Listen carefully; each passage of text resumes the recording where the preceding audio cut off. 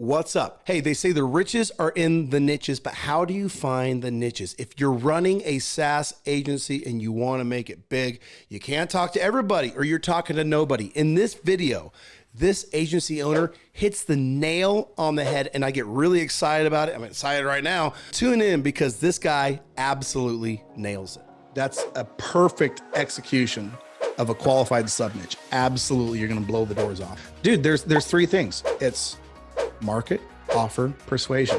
So what you're going to do is, this is your market now. Like that's the market you're going to, because it is so good. And your aging population. You're not going to stay on the surface of this niche.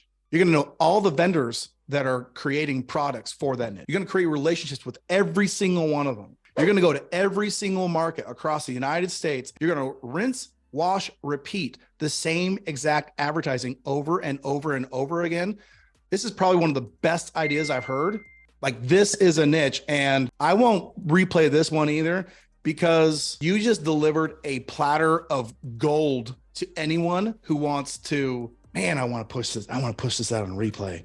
If you're listening to this, that's an exercise in finding a market. Repeat that. So like just analyze, okay, well, what did he do? He was in a market. I mean, contractors, that's the category. The market, people doing remodeling. You're going down because you're not talking to new construction, you know, whatever. You can build a market there.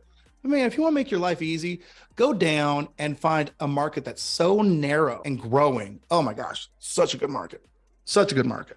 All right, guys. So after this video, I asked the agency owner if he wouldn't mind if I gave the specific example of his niche, and he said it was totally okay. So this is his niche, and why I got so excited during our Ask Me Anything meeting was because he had narrowed it down so much. It was a for sure win. So the category he started on was contractors. He then went down to a lower tier of bathroom remodelers. And then he really hits a nail on the head by sub-niching down to remodeling for senior citizens.